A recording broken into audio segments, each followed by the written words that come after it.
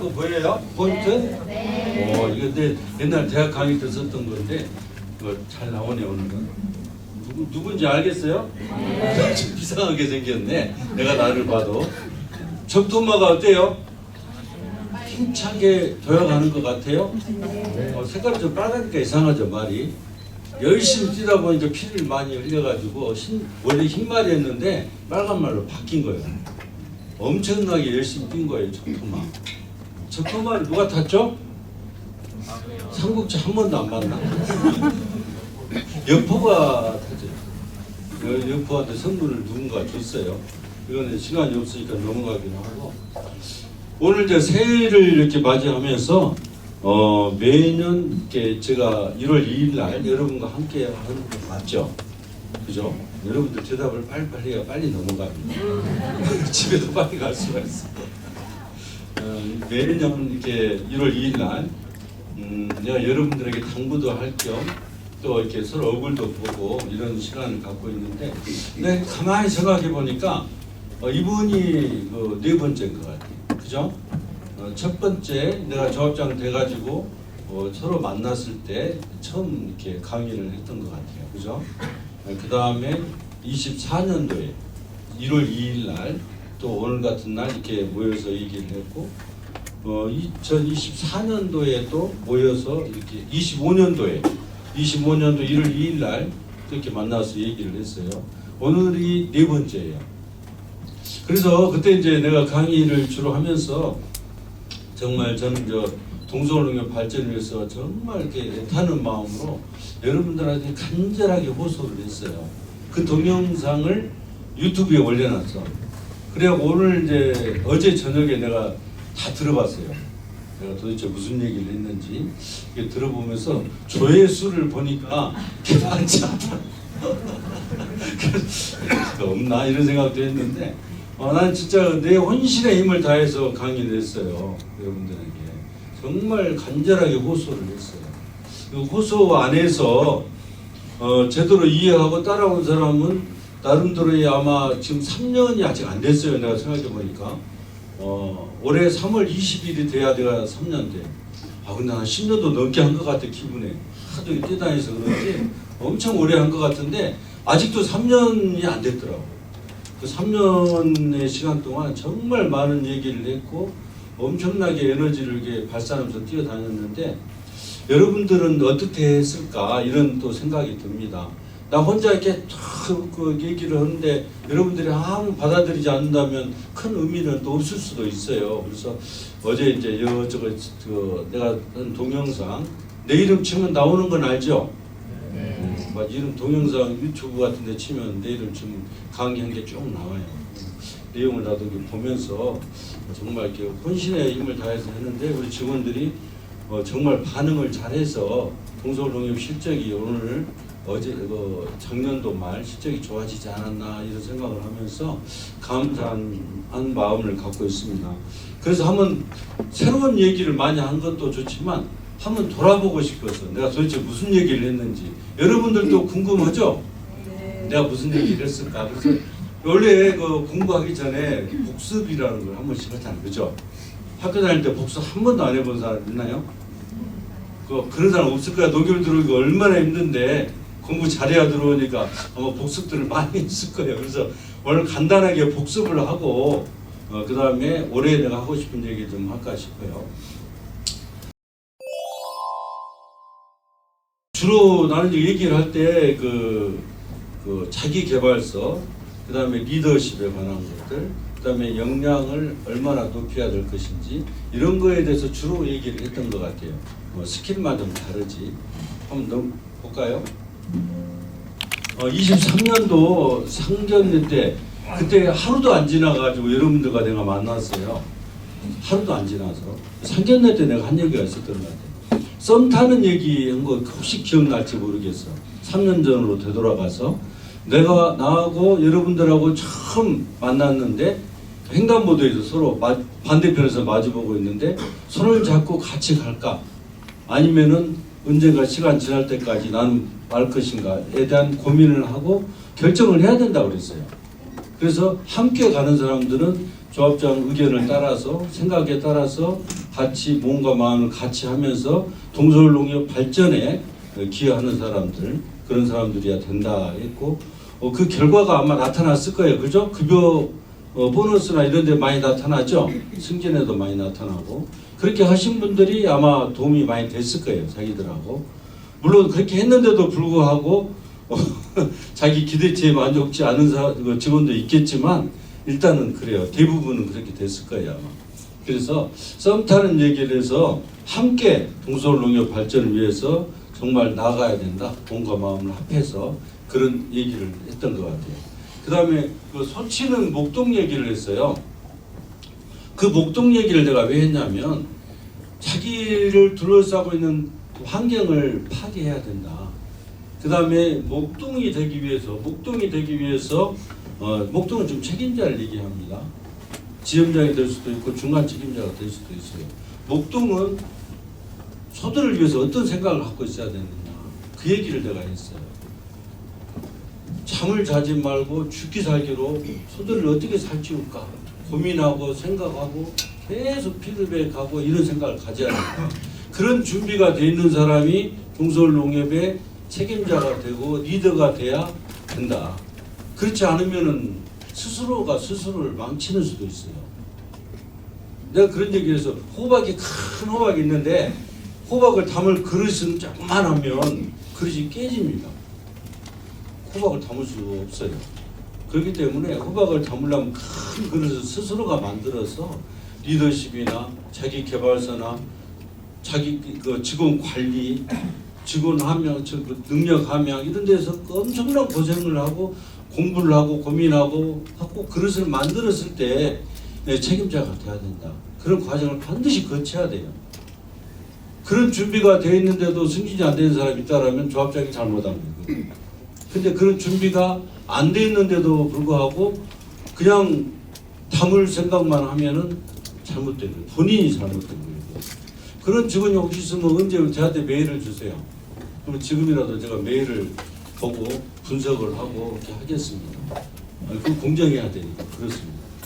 그런 소치는 목동 얘기를 이렇게 내가 했고 각자의 역할에 우리는 충실하자고 그랬어요. 조합장은 조합장 일로, 지점장은 지점장 일로 각자가 각자의 일에 충실하자. 그러면 농협은 발전할 수 있다. 동서울농협은 그런 얘기를 23년도에 거의 내가 한 40-50분간 얘기를 했어요. 다양한 내용을 갖고 얘기를 했던 것 같아요. 기억이 조금씩 납니까? 네. 그 다음에 24년도에는 새해 때 이런 얘기를 했어요. 그런 마음가짐은 됐는데 어떻게 그 능력을 배양하고 어떻게 성장을 시킬 수 있을 것인가. 짐 콜리스라는 사람이 쓴 좋은 기업을 넘어서 위대한 기업으로 이런 얘기를 했어요. 좋은 기업이면 됐지 뭐하러 위대한 기업까지 되냐 이런 사례를 들어가면서 내가 얘기를 했어요. 위대한 기업이 되기 위해서는 버스에 누구를 태울 것인가를 먼저 생각해야 된다. 그러니까 목표를 정하기 전에 버스에 누구를 태워야 할 것인가, 우리 지점의 구성원들을 어떻게 구성할 것인가. 뭐 지점장들이 권한은 없죠. 그거는 조합장 권한이죠. 조합장이 버스의 인원들을 지점장이 운전사라면 버스의 직원들을 이미 태워줬어요. 그 직원들을 데리고 어떻게 목표를 향해서 갈 것인가를 해야 된다는 거죠. 근데 그 버스에 태우는 사람이 내가 귤을 예로 들었어요. 귤이 한 박스가 있는데 귤 하나가 상해서 곰팡이가 껴 있으면 그 곰팡이를 제거하지 않은 곰팡이 낀 귤을 제거하지 않으면 순식간에 전체로 파급이 되어서 귤 자체를 못 쓰게 된다. 그래서 바로 드러내야 된다. 그런 직원은 없는 게 낫다. 그런 직원이 주로 어떤 직원이냐? 불평불만 많고 일은 안 오고 이간질하고 상대방을 힘들게 하고 고객 오면은 싸우고 뭐 이런 직원들은 없는 게 낫다. 그 자리에 버스에 태워서는 안 된다. 바로 내려야 된다. 그런 얘기를 했어요. 그게 굉장히 중요한 얘기입니다. 사실이 또 그래요. 협력과 그거를 저해하는 가장 큰 이유예요. 그래서 짐 콜린스가 쓴 버스에 누굴 태울 것인가가 가장 중요한 문제다. 이 문제를 해결하지 않으면 조직은 발전할 수가 없어요. 계속 트러블이 생기니까 뭐 좀 해보자 그러면 글쎄 해봤는데 안 되던데 뭐 이러고 있으면 힘 빠져서 못 하잖아요. 그래서 버스에 누구를 태울 것인가 가장 중요한 문제다. 그 다음에 위대한 기업을 가보니까 팀원들이 서로 협력하더라. 나가 아닌 우리라는 개념 안에서 협력하더라. 그런 얘기를 했어요. 우리라는 개념 굉장히 중요한 개념. 그 다음에 그 팀원 위에 중간 책임자들이 역량이 있더라. 역량. 능력이 있더라. 그 팀원들, 합심하는 팀원들을 이끌어내고 능력을 개발하고 뭔가 비전을 제시하고 이런 역량 있는 관리자가 있더라. 거기 가보니까 수백 개의 위대한 기업을 가보니까 진콜리스너사에 가보니까 그러고 있더라는 거예요. 그 다음에 있는 게 이제 유능한 리더가 있더라. CEO가 있더라.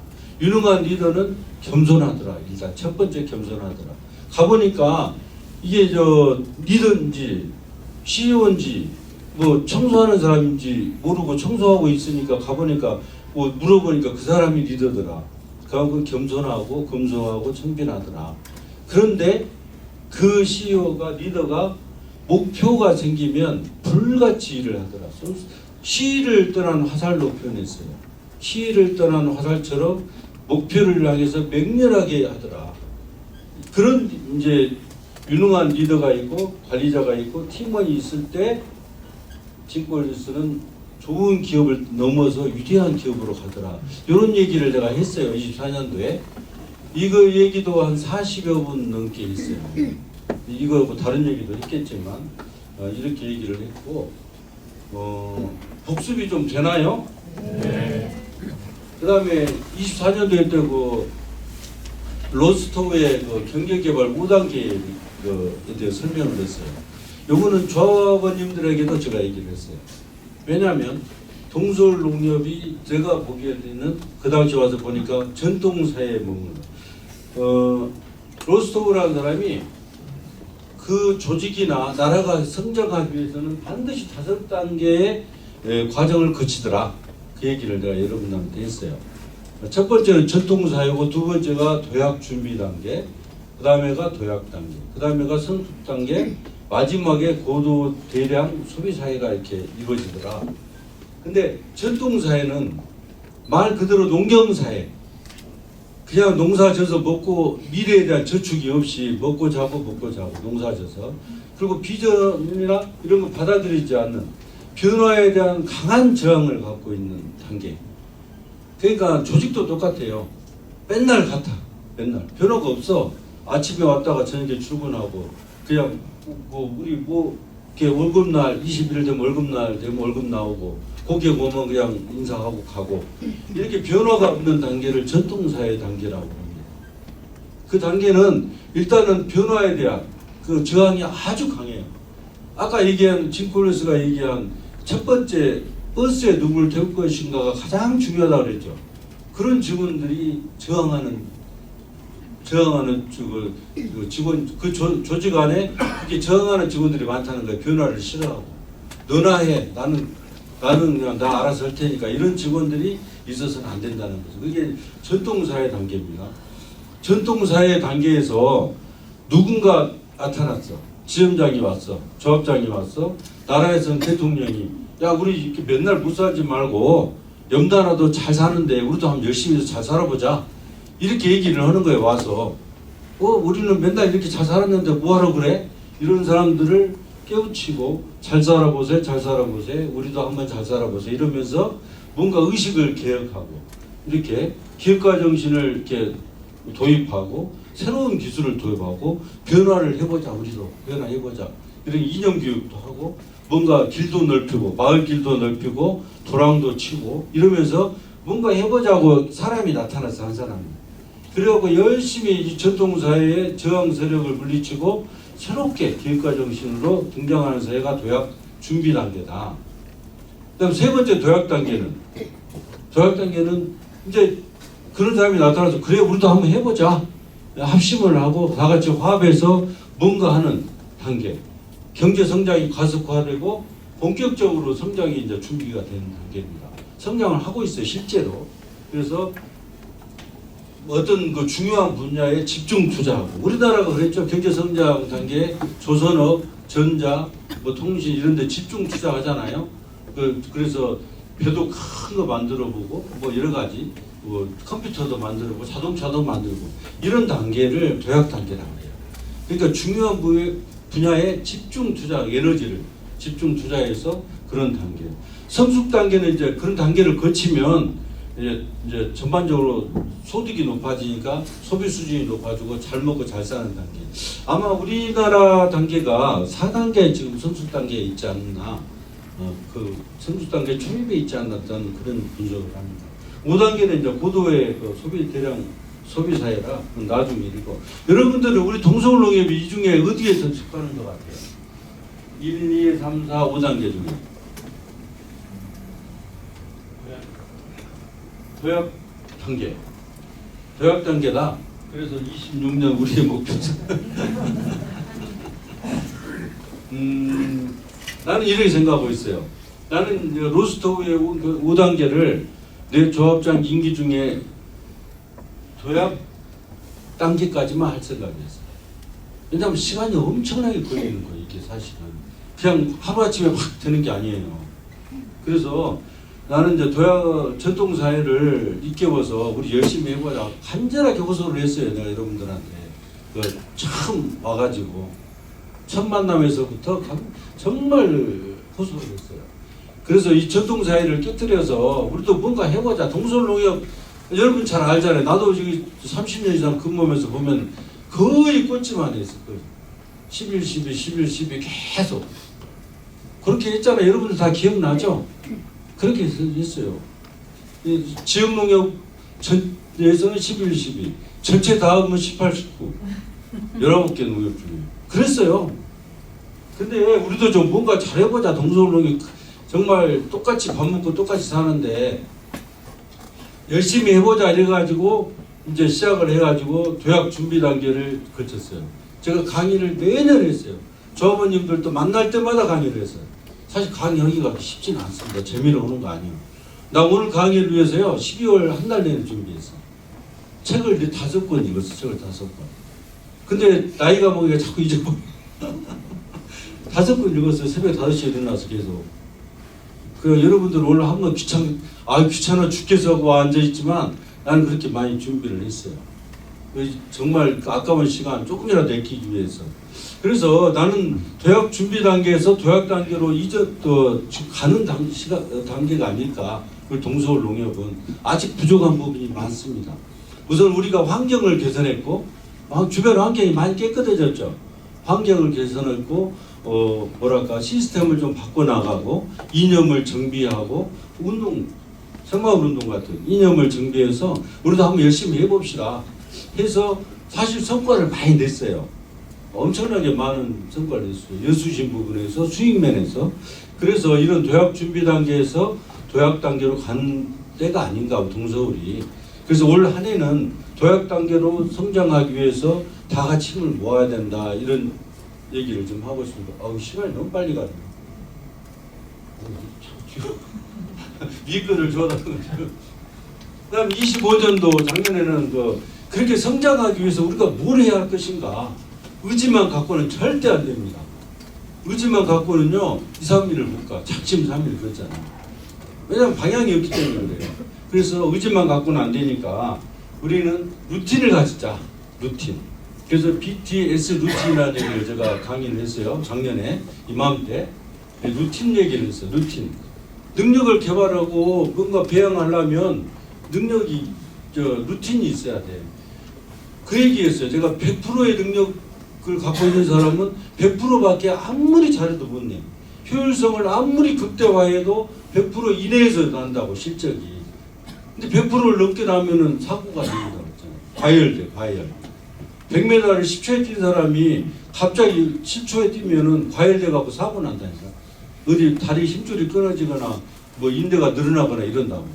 그래서 그러지 않기 위해서는 우리가 좋은 루틴을 갖고 본인의 능력을 배양해야 된다. 그 배양된 능력이 지점의 능력을 키우는 거고 동서울농협의 능력을 키우는 거다 해서 신체 루틴, 영양 루틴, 정신 루틴 세 개를 합쳐서 BTS 이 강의를 했어요 제가. 그죠? 그래서 신체 루틴을 위해서 건강해야 뭘 하니까 뭘 할 것인가. 운동도 매일 똑같은 시간에 똑같은 양의 운동을 계속 해라. 그래서 나는 모관 운동을 한다 이런 얘기도 했었습니다. 아니 이게 저 복수보다 시간 더 가보게. 조금 더 해도 되죠? 나 이럴 줄 알았어. 말이 길어져가지고. 그 다음에 영양 루틴을 얘기했어요. 무라카미 하루키가 유명한 작가죠. 노벨 문학상을 안 탔지만 그 사람이 하는 루틴이 있어요. 새벽 3시에 4시에 일어나서 매일 몇 장이라도 써 글을 매일 몇 장. 그러면서 역량을 높이기 위해서 산책을 하면서 걸으면서 줄거리를 생각해내고 똑같은 시간에 똑같은 그 생각을 하는 거예요. 역량을 높이기 위해서 역량 루틴. 여러분들도 그래야 돼요. 지점에서 뭔가를 하기 위해서는 역량 루틴을 가져야 돼. 역량 루틴. 그다음에 정신 루틴을 얘기했어요. 이게 저 감사의 길을 쓰는 거. 하루에 한 줄이라도 감사의 길을 쓰고 하루에 몇 장이라도 책을 보는 거. 올해 새해잖아요. 새해나 뭐 구해나 뭐 작년이나 올해나 뭐 똑같이 밥 먹고 출근하지가 아니고 올해 여러분들도 새해니까 하루에 책을 3장 이상 읽겠다. 5장 이상 읽겠다. 이렇게 좀 정해갖고 한번 해보세요. 그래서 정신 루틴을 높여서 정신 세계도 머리에도 밥을 줘야 돼요. 입에다만 밥 주면 나중에 이상한 사람 돼요. 그냥 나이만 먹는 사람이 돼요. 근데 이 영혼의 세계에도 밥을 계속 독서를 통해서 줘야 정말 익어간다고 그러죠. 이렇게 익어갑니다. 이 시간이 너무 빨리 가서 빨리빨리 좀 하겠습니다.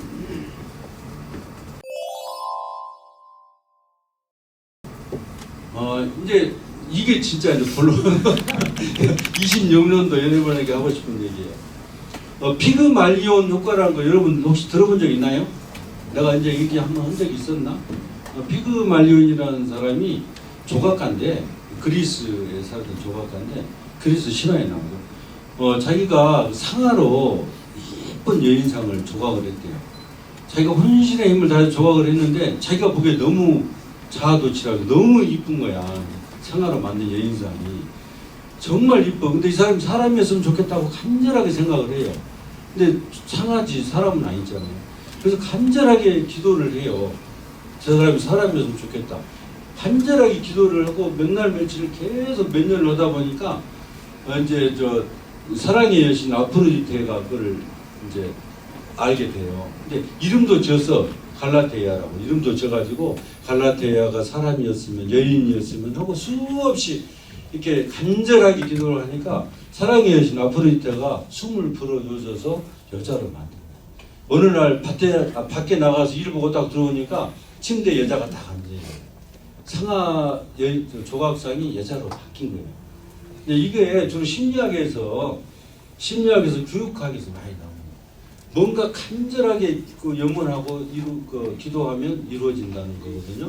네, 그게 이제 간절하면 소원도 이룬다는 얘기인데 이런 얘기를 왜 내가 여러분한테 할까요?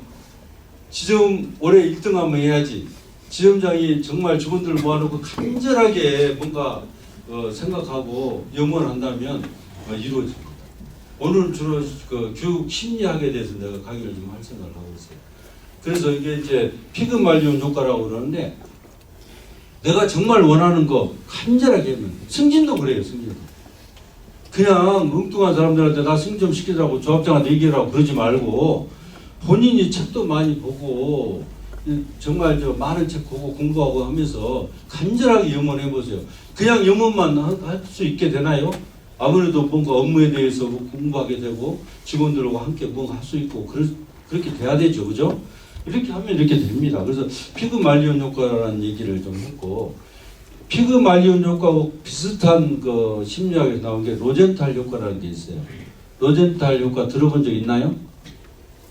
내가 이게 설명을 하면 시간이 많이 걸리니까 집에 가다가 요새 뭐 그냥 재미인인가 누구한테 물어보면 얘기했죠. 로젠탈이라는 사람이 저것도 교육학에 나오는 거예요. 어느 날 학교 반에 가서 이 반의 20%는 누구 중에서 20%는 다음 학기에는 성적이 올라 있을 겁니다라고 얘기를 해요. 20%를 딱 찍어서 무작위로.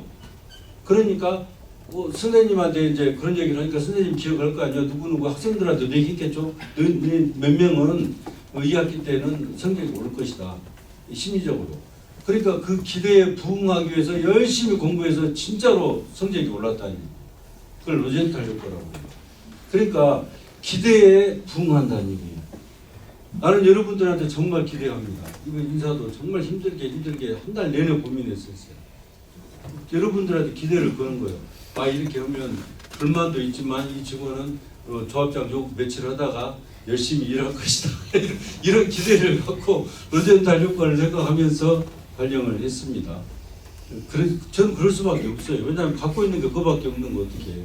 여러분이 기대치는 400인데 조합장이 갖고 있는 그 식물은 100%밖에 안 되는데 300% 기대치만큼 나는 욕을 먹어야 돼요. 어차피. 그래서 로젠탈 효과를 기대하면서 이렇게 했어요. 그래서 실제로 염원하면 이루어진다는 거예요. 지점장이요. 직원들 인사발령 내잖아요. 지점에 가서. 그 직원들한테 대북의 수신 카드 이렇게 맡길 때 정말 기대를 당신은 내가 이 업무를 맡기면 6개월 후에는 얼마 20% 이상 우리 목표치 달성할 거다. 그 기대를 나는 갖고 있다. 본인한테 얘기하면 본인이 기대에 충족하기 위해서 나를 믿고 있는데 내가 열심히 해서 충족해야지. 이렇게 해서 열심히 한다는 거예요. 실제로 이루어진다는 거예요. 이걸 로젠탈 효과라고 해요. 더 알고 싶은 사람은 이렇게 재민이한테 이렇게 물어보시고. 그 다음에 이게 이제 그 리더가 부하 직무 성과에 활용하는 심리학에서 나오는 그 이론들입니다. 그 다음에 조금 더 재밌는 얘기를 하려고 해요. 자중 담소 신상공부라는 그 난문인데 이걸 내가 대학 강의할 때 많이 했어요. 잠 온다고 막 할 때 이런 얘기 했어요. 이 얘기가 뭐냐면 뽕나무와 거북이 얘기인데요. 어느 옛날 옛적에 보면 대부분 신빙성은 없습니다. 옛날 옛적에 어떤 효자가 살았대요. 효자가. 근데 늙으신 부모님 아버지를 모시고 효자가 살았는데 아버지가 늙어가지고 이제 곧 돌아가시려고 힘이 없어. 근데 우리 아버님한테 효자니까 아버님이 더 오래 사셨으면 하고 염원을 막 이렇게 해요. 이 꿈에 그 머리 하얀 이렇게 산신령 머리에 테두르고 딱 나타나요. 지팡이 하나 들고. 대부분 산신령이죠. 그런 사람들은 산신령이 딱 나타나고 당신 아버지는 천년 묵은 거북이를 삶아서 먹이면 병원이 낫고 오래 살 것이다. 이렇게 얘기를 해요. 하도 이제 기도를 하니까 그 효자가 꿈속에 얘기를 듣고 거북이를 찾으러 다녀요. 천년 묵은 거북이가 있겠어요?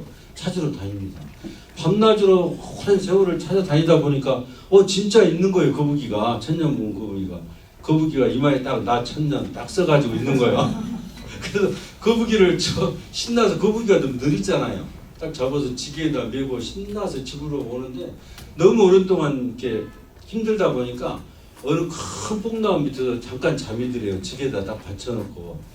근데 꿈속에서 주로 이제 꿈속에서 많이 대화들이 이루어져요. 꿈속에서 거북이하고 뽕나무가 얘기를 하는 거예요. 먼저 거북이가 그래요. 야, 이 효자가 참 마음은 갸륵한데 내가 1000년을 살았는데 쉽게 죽겠냐? 그래 뽕나무한테. 맞아. 그러니까 나는 절대 안 죽는다. 무슨 짓을 해도 안 죽는데 지가 어떻게 약을 구워서 해주겠냐. 그래서 자랑을 막 하는 거예요. 나는 절대 1000년 동안 살았는데 내가 왜 죽겠어. 어떤 방법도 없어. 난 안 죽어. 이렇게 자랑을 막 하니까 뽕나무도 1000년을 살았나 봐. 얘기할 정도 되니까 뽕나무가 다 그러는 거예요.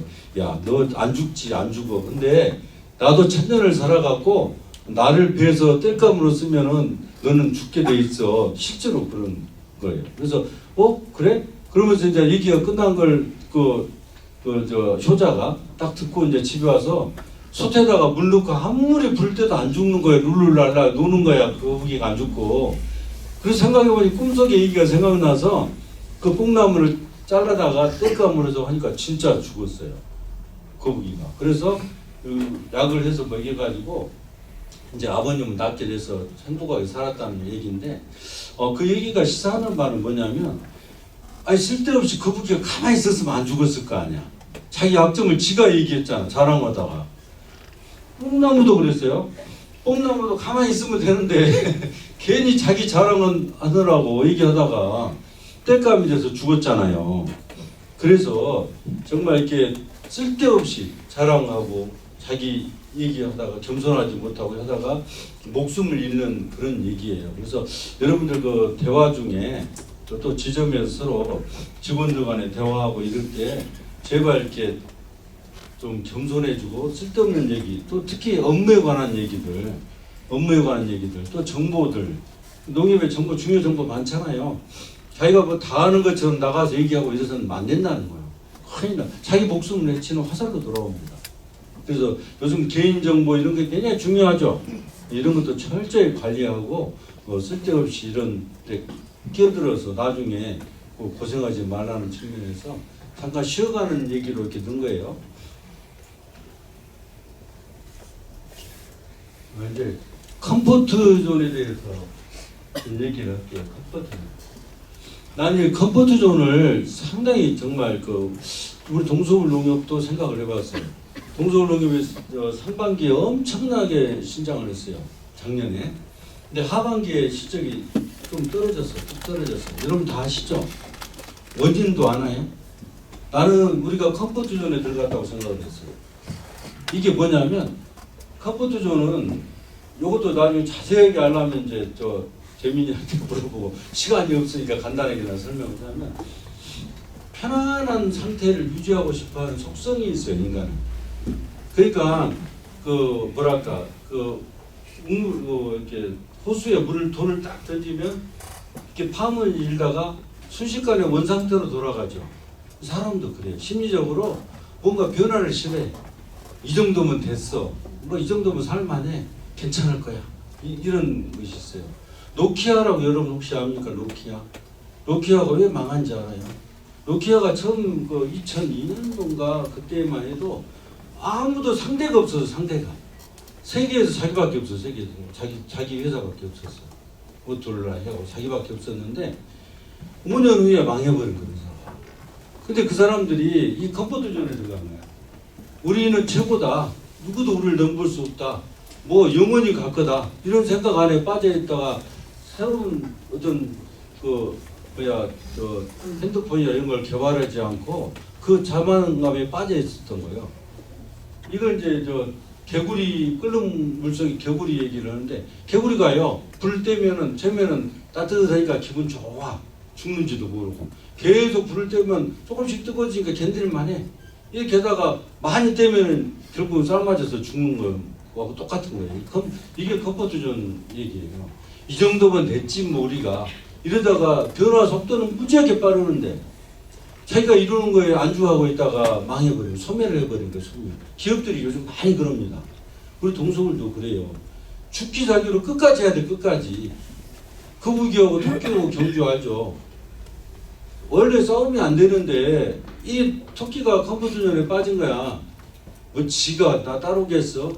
그거 딱 쉬다 보니까 지게 되잖아요. 그 여기를 벗어나야 돼 우리는. 컴포트 존. 그렇게 벗어나기 위해서는 할 수 있다는 자신감을 항상 해야 돼요. 새로운 변화를 스스로 만들어내야 돼요. 스스로. 그래서 이게 굉장히 중요한 얘기입니다. 이게 잘 나가고 있는 기업이나 조직이 빠지기 쉬운 함정이에요. 여기에 빠지면 안 돼요. 여러분들 지금 내가 기업하고 지점 얘기, 동서울농협만 하니까 나하고는 거리가 좀 있네 이렇게 생각할 수 있죠. 여러분 개인들도 마찬가지예요. 개인들이요. 나 농협 직원이고 지점장이고 월급도 많이 나오고 뭐 대충 이만 하면 내 인생 괜찮지고 이렇게 컴포트 존에 빠지는 순간 어느새 자기가 도태되는 거예요. 자기 인생이 도태되는 거예요. 인생이. 새로움을 향해서 끊임없이 도약하고 준비하고 해야 된다. 이게 좀 나는 기업 얘기를 하는 게 여러분 개개인의 얘기를 하는 거예요. 여러분들이 안일함에서 벗어나지 않는 한 미래는 없다. 언제 소멸해버릴지 모른다. 이런 얘기를 지금 하고 있습니다. 굉장히 무서운 얘기예요. 사실은 이게. 나도 그래서 매일 옛날에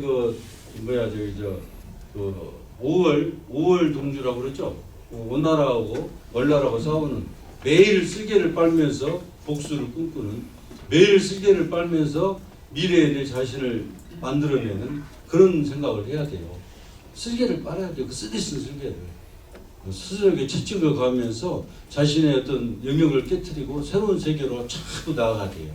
그렇지 않으면 이 엄청나게 변화하는 세계 안에서 언제 나 자신을 잃어버릴지 모르는 거예요.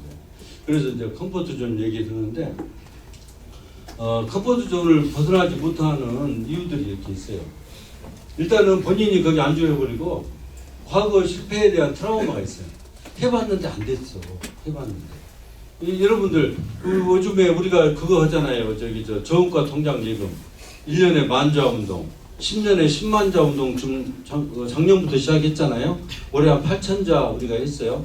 80%밖에 못했는데 과거 실패의 트라우마가 있어. 새로운 통장 만들러 동사무소 이런 데 가보니까 쳐다도 안 봐. 다들 바쁘니까. 선물 들고 갔는데도 이게 안 되네. 두 번째 또 갔어. 선물 들고 가서 그거 놔두고 가세요. 안 되네. 세 번째 갔는데도 또 한 사람 이제 좀 얘기를 해. 이러면 과거에 해봤는데 안 되더라. 그리고 다른 거 찾자 이렇게 돼버린다. 이러면 안 된다. 끊임없이 노력해야 된다. 그래서 컴포트 존을 벗어나려면 그렇게 해야 된다. 끊임없이 방법을 찾아야 된다. 안 되면 새로운 방법. 반드시 나는 해야 돼. 가서 여기 동사무소 가서 나 10좌 해야 돼. 저음과 통장 카드 10개 목표를 세웠으면 끝까지 죽기 살기 해야 돼. 방법을 바꾸고 한 사람이 데려다 밥을 먹든지 커피를 마시든지 새로운 방법을 동원해서 이렇게 목표를 이루어야 된다. 그런 얘기를 지금 하고 있습니다. 목표를 현실로 만드는 세 가지 성공 법칙에 대해서 얘기를 할게요. 오늘 심리학적인 얘기를 좀 많이 하고 있어요. 시계 안 봐도 내가 다 맞춰서 해드립니다. 이게 이제 가속도의 법칙하고 모멘텀의 법칙, 관성의 법칙, 80-20 법칙, 파레토의 법칙이라고 하죠. 이걸 좀 간단하게 설명을 할게요. 가속도의 법칙, 여기서 물리 시간에 좀 들어본 것 같지 않나? 물리 시간에?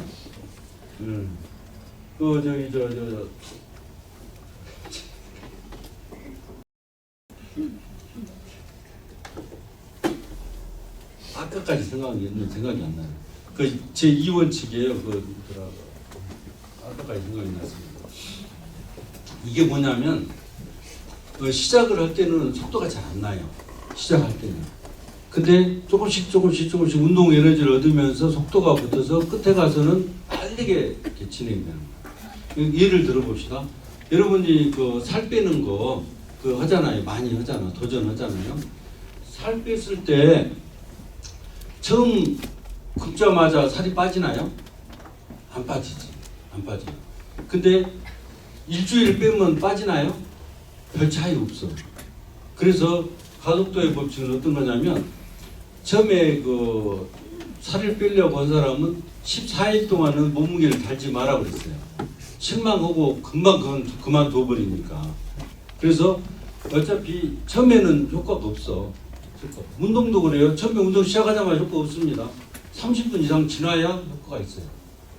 그래서 가속도의 법칙은 여러분들이 업무 추진할 때 아까 같이 저음과 예금 추진할 때 처음에는 속도가 안 나요.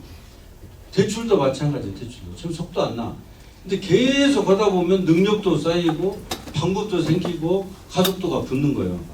근데 처음에 너무 실망하지 말라는 거예요. 성과가 없다고 해서 실망하지 말고 꾸준히 하다 보면 나중에는 이게 끝은 창대하리라.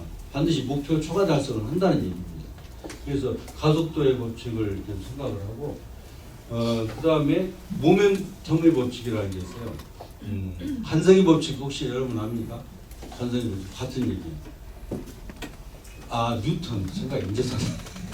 뉴턴의 제2원칙이 가속도의 법칙이고 1원칙이 관성의 법칙이에요. 이게 뭐냐면 돌을 이렇게 샥 던지면 떨어지죠. 저는 야구 좋아하니까 야구볼을 샥 던지면 떨어지잖아. 안 떨어지게 하려면 어떻게 할까? 안 떨어지게. 더 세게 던지면 언제가 떨어져. 그치? 그 힘을 잃으면 또 떨어져. 이게 관성의 법칙인데 중력 때문에 떨어지는 거예요. 중력이 없으면 안 떨어져요. 그래서 관성의 법칙은 에너지는 운동은 일정한 방향으로 일정한 속도로 가게끔 되어 있어요. 이게 무중력 상태는 그래요. 무중력, 중력이 없는 상태. 중력이라는 것은 외부의 원인이에요. 외부 효과.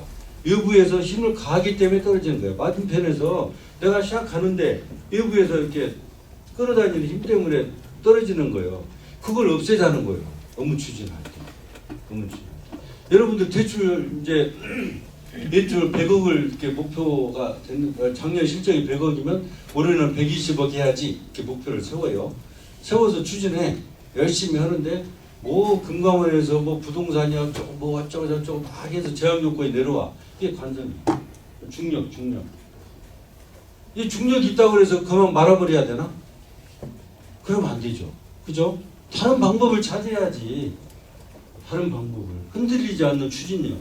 다른 데서 방법을 찾아서 이 저의 중력을 없애야 되는 거예요. 그래야 목표를 초과 달성할 수 있고 앞으로 나아갈 수가 있는 거예요. 그 핑계를 줬지. 금감원에서 하지 말았는데 어떻게 합니까? 이런 사람은 직원에서 자질이 없는 거예요. 그래서 지금 이렇게 이게 모멘텀의 법칙, 관성의 법칙에 대해서 이렇게 설명을 하고 있는데, 여러분 업무 추진할 때 많은 저희 요인들이 있어요. 환경에 따라서 수없이 많은. 그거를 어떻게 이겨내고 이 중력을 없애서 무중력 상태로 만들 것인가. 운동 에너지를 계속 움직일 수 있도록 어떻게 힘을 부여넣을 수 있을 것인가. 이게 여러분들이 능력이에요. 해야 할 일이고. 하다가 보니까 안 되던데요. 아무나 그럴 수는 있지. 그건 아니지. 여러분들이 뭔가 성과를 내려면 이 중력을 없애서 무중력 상태를 만들어서 운동 에너지를 끊임없이 부여한다. 자기 목표에 대해서. 이렇게 했을 때 성과를 낸다는 거예요. 이게 이제 모멘텀의 법칙이고, 80-20 법칙은 뭐냐면 빌 브레도 파레토라는 사람이 만든 원칙인데 20%의 원인에 의해서 80%의 결과가 나타난다. 좀 복잡한 얘기일 수도 있어요. 여러분들이 만들어내는 그 수익의 80%는 어떤 20%의 원인에 의해서 일어난다. 그래서 20%에 집중하라는 거예요. 20%에. 예, 여기 에너지는 한정되어 있어요. 에너지는 한정되어 있고, 여러분들 업무 추진비도 한정되어 있죠. 한정되어 있어요. 그러면 우리 지점의 수익이나 그 다음에 여신, 수신에 대해서 결과물에 대해서 어떤 요인이 20%가 영향을 미칠까를 분석을 해야 돼요. 그 20%에 집중하라는 거예요. 그러면 큰 성과를 낼 수 있다. 되지도 않는 80%를 계속 다른 데 투자하고 해봐야 에너지만 빠지는 거예요. 고객도 마찬가지입니다. 고객이 여러분들의 그 지점의 실적을 올려주잖아요. 전체 실적의 20%는 반드시 20% 고객이 있어. 도와주는 고객이. 그 20%에 집중을 하는 거예요. 힘을, 에너지를 그쪽에 집중해라. 80% 하지 말고. 여러분의 일상도 똑같아요. 일상도 하루 24시간 있잖아요. 자기가 하고 싶고 뭔가 성과를 내고 원하는 대로 하는 시간은 3시간, 4시간밖에 안 되는데 24시간 중에서 20%밖에 안 되는 거예요. 잠자는 시간 빼면 더 적죠. 3시간 정도밖에 안 돼. 그 3시간에 집중해라는 거예요. 집중. 나머지 시간에 다 집중에다가 에너지가 없어서 아무것도 못하니까 그 시간에 집중해서 에너지를 집중해서 효과를 더 내라. 그런 얘기예요. 그러면 결과물이 80% 이상으로 늘어날 것이다. 이런 얘기예요. 그 다음에 키케로 성공 원칙이라는 게 있는데, 성공 원칙이라 해서 뭐 특별한 줄 알았어. 특별한 줄 알고 들여다봤더니, 보세요. 명확한 목표를 정한다. 계획을 세우고 실행한다. 행동에 돌입한다. 목표를 달성할 때까지 계속 노력한다. 너무 일반적이지 않아요? 너무 일반적이야. 아니, 목표 정해서 계획 세우고 실행해서 행동에 돌입해서 달성할 때까지 계속 노력해. 이게 비밀이라는 거야. 목표를 달성하는데 큰 성공 원칙이란 키케로가 그랬어요. 너무 단순한데. 그래서 결국 뭔가 하고 만들었는데 비법은 없다는 거예요. 비법은 없어요. 그냥 꾸준함이야. 하고 싶은 거 원하는 거를 꾸준히 하는 꾸준함이 중간에 포기하지 않고 꾸준함. 아까 관성의 법칙 얘기했죠. 에너지를 계속 부어서 돌이 안 떨어지게, 야구공이 안 떨어지게 계속 저항 세력을 없애가면서 앞으로 나아가는 거예요. 업무를. 그렇게 해라고 하는 거예요. 이제 그래서 내가 기계로의 그 성공 원칙을 써놓은 거예요. 너무 일반적이지만 이게 최선이다. 특별한 비법은 없다. 이런 얘기를 지금 하고 있습니다. 성공의 가속 페달에 대해서 이것도 굉장히 중요한 부분입니다. 제한적 믿음이라는 얘기 여러분 들어봤나요? 제한적 믿음.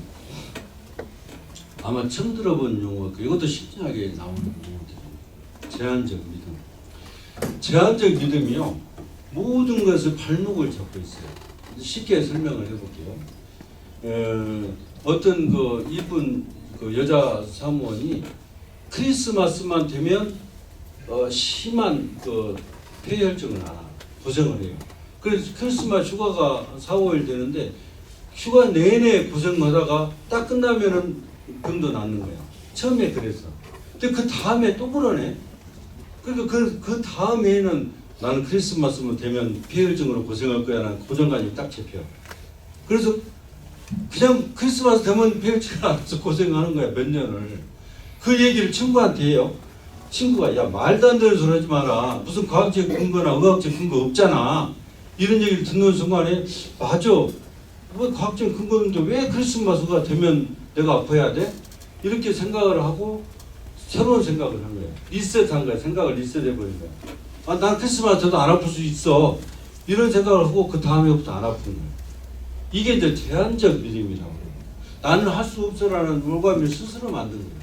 여러분들 그 코끼리를 막 태어나자마자 줄을 묶어서 말뚝에 박아놓으면 거기서 계속 자라면요, 파도 줄을 끊어버려도 멀리 못 가고 그 안에서 왔다 갔다 합니다. 제한적 믿음에 빠졌기 때문에. 또 하나만 예를 들게요. 어느 노동자 계급의 어떤 그 가족이 있었어요. 그 아버지가 자녀한테 얘기를 합니다. 밥 먹으면서 우리 할아버지도 노동자였고 할아버지도 노동자였고 나도 지금 노동자야. 우리 집안은 신체가 건강해서 대대로 힘쓰는 일로 먹고 살아. 이런 얘기를 자녀한테 하는 거예요.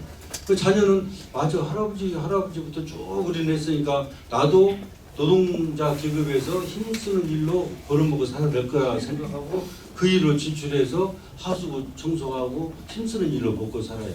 근데 어느 날 자기 그 학교 동창이 자기가 하수구 열심히 파고 있는데 싹 지나가다 차 딱 세워. 멋진 스포츠카를 타고 딱 있는 거예요. 이렇게 보니까 학교 다닐 때 자기보다 공부도 못했고 리더십도 없었고 아무것도 아닌 친구였는데 멋진 스포츠카를 타면서 나는 회사에서 돈 많이 벌어서 집도 샀어. 스포츠카 타고 결혼도 했어. 자랑을 하는 거야. 가만히 생각해 보니까 나보다 훨씬 못했던 애가 왜 저렇게 하고 다니지? 그러면서 생각을 바꾼 거예요. 그래 나도 할 수 있어로 바꾼 거예요. 생각을 리셋한 거예요. 긍정적인 힘을 넣는 거예요. 그래 나도 할 수 있어. 당장 삽을 때려치우고 회사에 들어가서 영업사원으로 해가지고 큰 기업을 만든 사람이 있습니다. 실제로 그랬대요. 이 제한적 믿음에서 벗어나야 돼요. 우리 여러분 올가면은 올가미 이렇게. 그리고 우리가 업무 추진, 난 이제 업무 추진이 중요하죠. 그런 얘기를 하고 한 건 아니니까. 업무 추진할 때요, 여러분들 제한적 믿음에 빠져 있으면 안 돼요. 내가 헬스를 하는데 헬스를 뛰면 나는 꼭 러닝을 40분 해요. 40분 가면 힘이 빠져. 할 때 다 끝날 때 됐네 이러고 힘이 빠져. 근데 내가 제한적 믿음이 없다면 1시간 해도 힘이 안 빠질 수도 있어. 컨디션에 따라서 매일. 여러분들이 실적을 낼 때, 목표를 정할 때, 목표를 달성할 때 나는 카드 5장 하면은 무지하게 많이 한 거야. 더 이상 하면은 기적이야. 이런 생각을 갖고 있다라면 그렇게밖에 못한다는 거야. 이 제한적 믿음에 빠져버린 거야, 스스로가. 그래서 거기서 벗어나야 돼. 거기서 벗어나기 위해서는 생각을 바꿔라. 나도 할 수 있어라는 긍정적인 힘만 갖고 있어라. 옆에 사람 보는데 나는 왜 못해?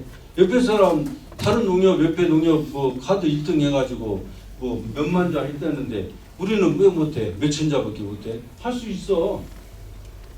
긍정적인 힘을 갖고 생각을 고정관념을 리셋해서 없애버리라는 거야. 새롭게 시작하자, 새롭게. 그래서 반복적으로 계속 연습하고 훈련하다 보면 자기가 원하는 걸 이룰 수가 있다. 이런 얘기입니다. 오늘 내가 심리적인 어떤 그 이론에 대해서 좀 쭉 얘기하고 있어요. 여러분들 역량을 강화시킨 얘기는 루틴에서 거의 했고, 루틴을 활성화하고 동기부여를 위해서 둔다. 심리학에 대한 얘기를 하고 있습니다.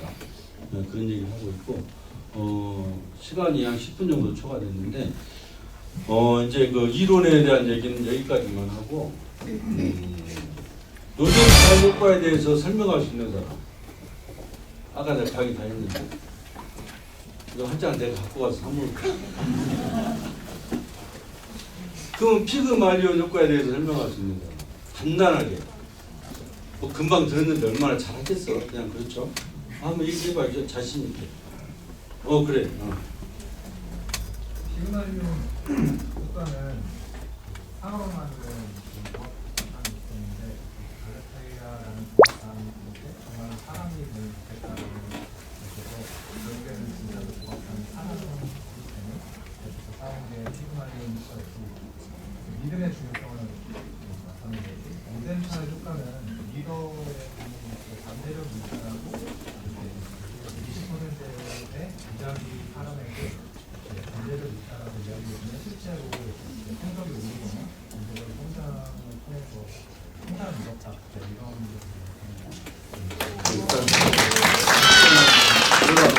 이런 내가 완벽한 설명은 아니었지만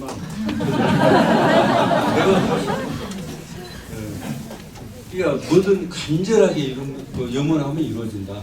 주글자는 그거예요. 그러니까 시험장이 직원들한테 간절하게 원하면 우리 지점의 목표를 정해놓고 간절하게 막 물 떠놓고 정화수 떠놓고 매일 기도하고 아까 양원 지점 시험장한테 그랬죠. 천억 달성 만나면 천억 가세 천억 가세 올해는 천억 가세 이렇게 인사도 건배도 천억 이렇게 하고 지금 700억 이렇게 했어요. 2년 만에 엄청난 성과를 거뒀습니다. 이렇게 영원함이 이루어진다는 거예요. 피그말리니까 로이탈도 마찬가지예요. 직원한테 기대의 심리를 주는 거예요. 기대의 심리. 나는 당신을 믿습니다. 믿는데 기대에 부응해 주세요. 믿는 그런 거야. 그러니까 그 새로운 시험장들 또 새로운 그 지점에서 그 심리학적인 용어를 잘 기억해놨다가 내가 몇 가지 얘기했죠. 동영상으로 올려놓을 겁니다. 생각 안 나오면 잊어먹으면 그래서 자기 개발을 위해서도 중요해요. 여기 끝자가 이렇게 보이죠? 네. 끝자를 안 쓰려다가 썼어요. 기분 좋아요. 끝자를 써놨는데 이제 어쨌든 26년 기차는 이미 출발을 했습니다. 버스에 태우고 출발했어요. 싫든 좋든 출발했고 그 버스 안에서 우리는 새로운 호흡을 맞춰야 돼요. 어제 잠깐 얘기도 했지만 새 옷을 입으면 불편합니다. 불편해요. 그리고 어딘가 막 답답하고 그래. 안 맞아. 또 다른 사람도 그래. 옆에 사람도. 서로 안 맞는데 언제까지 안 맞을 것이냐. 빨리 맞춰야 돼. 그러기 위해서는 내가 공간을 내놔야 돼. 어제 적응하도록 서로가. 그래서 지점에 식구가 바뀐 지점도 있고 또 이렇게 덜 바뀐 지점도 있지만 불만은 어차피 있게 돼 있어요. 내가 그랬잖아요. 300에 대한 그거는 조합장이 욕먹을 일이라고. 여러분이 기대치는 400인데 내가 100밖에 안 갖고 있다니까. 그거밖에 없어요. 우리 조직 안에서. 그렇게밖에 안 돼. 그래서 300만큼은 어차피 욕먹을 각오하고 있어요. 저는. 조합장 나쁜 놈, 죽일 놈 이렇게 몇 번 욕하시고 계속 그러면 힘들어요. 서로가.